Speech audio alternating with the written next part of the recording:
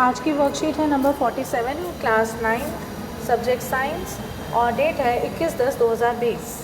आपको पता है कि हम पिछली क्लासेस में ऊतक पढ़ रहे हैं। पिछली क्लास में भी हमने पैरेन्काइमा, कोलेन्काइमा, स्क्लेरेन्काइमा को अच्छे से पढ़ा। जिन बच्चों ने नहीं वीडियो देखी वो प्लीज़ पहले वाली वीडियो जाकर देखें और उसके बाद ही ये वाली वीडियो देखें। एक कॉन्टीन्यूटी रहती है तो अच्छे से समझ में आता है, ठीक है। और जिनको अच्छा लग रहा है, समझ में आ रहा है, प्लीज़ लाइक, शेयर और सब्सक्राइब भी कीजिए। It motivates us to do better for you. So will start the class. ऊतक, एपिडर्मिस, ओके। एक पौधा अपनी रक्षा किस तरह करता है? इस कार्य को करने के लिए पौधों में संरक्षी ऊतक होते हैं, मतलब जो उसकी सुरक्षा करते हैं, उसको रक्षा प्रदान करते हैं, जो उसकी प्रोटेक्शन करते हैं, जो पौधों की पूरी सतह को ढके रहते हैं। और ये पूरा का पूरा, अगर आपने किसी की रक्षा करनी है तो आप क्या करोगे? सबसे पहले तो उसे कवच दोगे ना, या आपने घर को बचाना है तो सबसे पहले दरवाज़ा बनाओगे ना। तो ऑब्वियसली पौधों को जो कवर कर देता है, उसकी सतह को पूरी तरह से ढक देता है, तो वही संरक्षी ऊतक होते हैं और उनका मुख्य कार्य होता है पौधों को प्रोटेक्ट करना। ये भी सरल ऊतक ही होते हैं, मतलब सिंपल टिश्यूज़ ही होते हैं, लेकिन इनका जो कार्य होता है वो अन्य ऊतकों से, अन्य टिश्यू से डिफरेंट होता है, अन्य सेल से डिफरेंट होता है, ठीक है। ये 3 टाइप्स के होते हैं। पहला इसको एपिडर्मिस कहते हैं, ठीक है, और दूसरा जो होता है उसको कहते हैं स्टोमेटा, और तीसरा होता है कॉर्क। जो एपिडर्मिस होते हैं वो आपको पता है बेटा, पौधे के सभी भाग, जैसे फूल हो, चाहे पत्ती हो, स्टेम हो, रूट्स हो, उसकी बाहरी सतह कोशिकाओं की एक परत से ढकी होती है। मतलब जो उसकी बाहर की जो है जगह वो उससे ढकी होती है, परत से ढकी होती है, ठीक। और इस परत को, जो उसको एक प्रोटेक्टिव लेयर देती है, एक मतलब किसी भी चीज़ को एक प्रोटेक्टिव लेयर दी जाए, एक लेयर ऑफ सेल्स, उसको कहते हैं एपिडर्मिस। एपिडर्मिस की जो कोशिकाएं होती हैं वो चपटी होती हैं, मतलब फ्लैट होती हैं, ठीक है। और सबसे बड़ी बात यह है, ये पौधे के बाहरी भागों पर जल प्रतिरोधी परत बनाती है। मतलब ये जो होती है ये कैसी बनाती है? जल प्रतिरोधी, मतलब कि जल के रेजिस्टेंट होती है। अगर उसमें पानी डाल दिया जाए तो वो ख़राब नहीं होती है, जो क्यूटिकल कहलाती है। और ये जो वाटर रेजिस्टेंट लेयर होती है उसको हम क्या कहते हैं? क्यूटिकल। क्या कहते हैं? Cuticle, okay. और फिर ये है कि मरुस्थलीय पौधों में यह एक मोम जैसी जल रोधी पदार्थ बनाती है, मतलब एक वैक्स टाइप की होती है। क्योंकि देखो भाई, वैक्स के ऊपर आपने कभी देखा नहीं है, आप पानी डाल दो तो ख़राब नहीं होती। तो इसके अंदर जो ये लेयर होती है वो वैक्सी क्यूटिकल होता है, मतलब मोम जैसी लेयर होती है जो कि वाटर से रेजिस्टेंट होती है, पानी का उस पर असर नहीं होता, राइट। अच्छा, इसे कहते हैं क्यूटिन। और जो पौधों को जल हानि और परजीवी कवक से रक्षा करती है। ये ना सिर्फ पौधों को जल से, मतलब जल की हानि से बचाती है, बल्कि जो बाहर के जो और भी माइक्रो ऑर्गेनिजम्स हैं या जो अटैक करने वाले ऑर्गेनिजम्स हैं, उसको, जो कवक होते हैं, मतलब जो पैथोजेंस होते हैं जो कि प्लांट को नुकसान पहुंचाते हैं और जो उनके ऊपर अटैक कर सकते हैं, उनसे भी रक्षा करती है, राइट। तो कितनी इंपॉर्टेंट है ये देखो लेयर। ना सिर्फ ये वाटर रेजिस्टेंट है, बल्कि ये और जो बाकी जो कवक है, मतलब एल्गी हैं, फंजाई हैं, उनसे भी रक्षा करती है।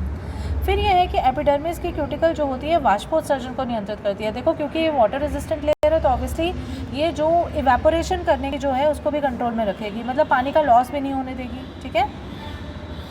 जड़ों की एपिडर्मिस कोशिकाएं पानी को सोखती हैं। जो जड़ों के अंदर जो एपिडर्मिस होती है वो क्या करती है? उनका काम होता है वाटर को एब्जॉर्ब करना। इस कार्य के लिए उनमें बालों जैसे प्रवर्त होते हैं। इसके लिए उनके पास रूट हेयर्स होते हैं।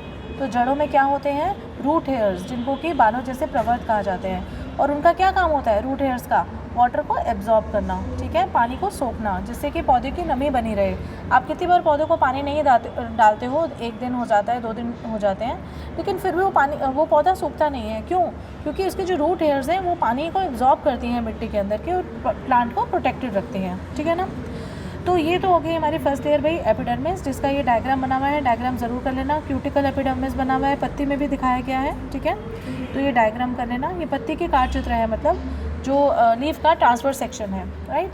अब हम पढ़ेंगे स्टोमेटा, या उसको रंध्र कहते हैं। आपको मालूम है कि लीफ के अंडर लीफ में, मतलब लीफ के पीछे छोटे छोटे छेद होते हैं, जिनको कि हम स्टोमेटा या रंध्र कहते हैं। और ये आपको मालूम है, ये इस तरह से होते हैं, जैसे पिक्चर भी बनी हुई है, ये देखिए।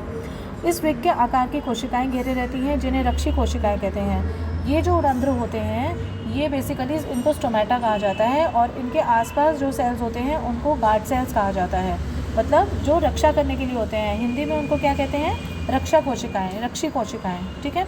और जिनका काम क्या होता है? रंध्र को बंद करना एवं खोलना।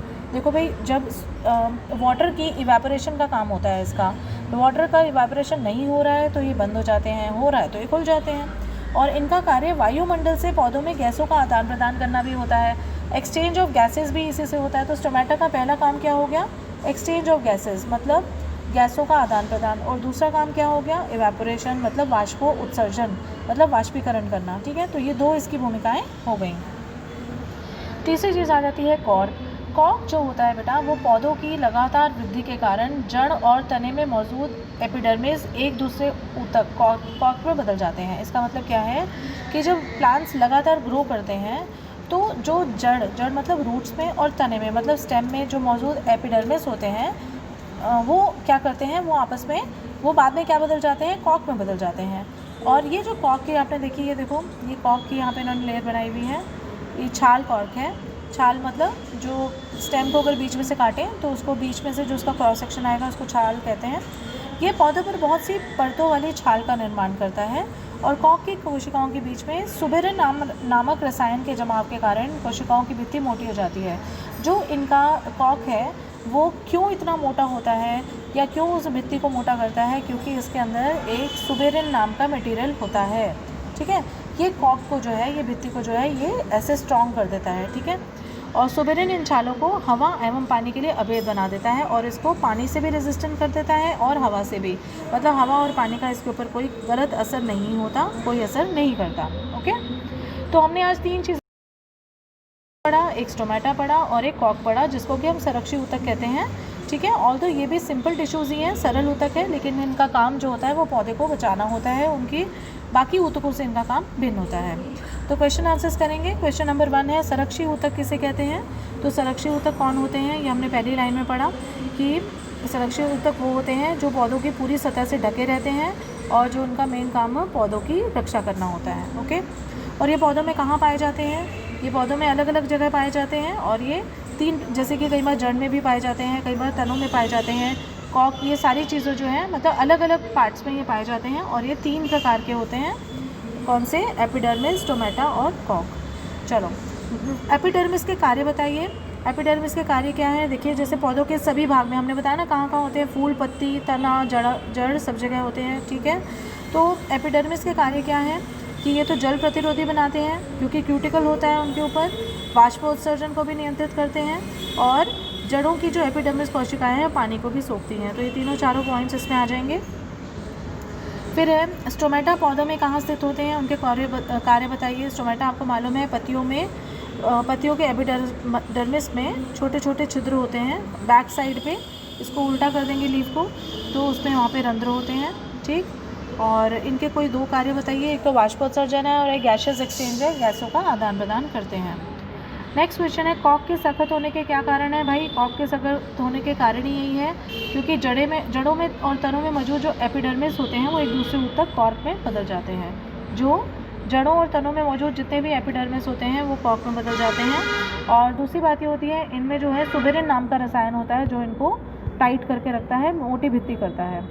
और फिर है, और इसके पौधे को क्या क्या मिलता है? कॉर्क से भाई पौधे को क्या क्या मिलता है? कॉर्क से पौधा जो है वो हवा तथा पानी के लिए अभेद बन जाता है। ठीक है, तो ये रहे हमारे आज के क्वेश्चन आंसर्स और बहुत ही इंटरेस्टिंग शायद था टॉपिक और आपको मुझे लगता है समझ आया होगा। फिर भी कोई क्वेश्चंस, कोई क्वेरीज हैं तो आप ज़रूर पूछिए। I am always there for you and please subscribe the channel so you get to know the further.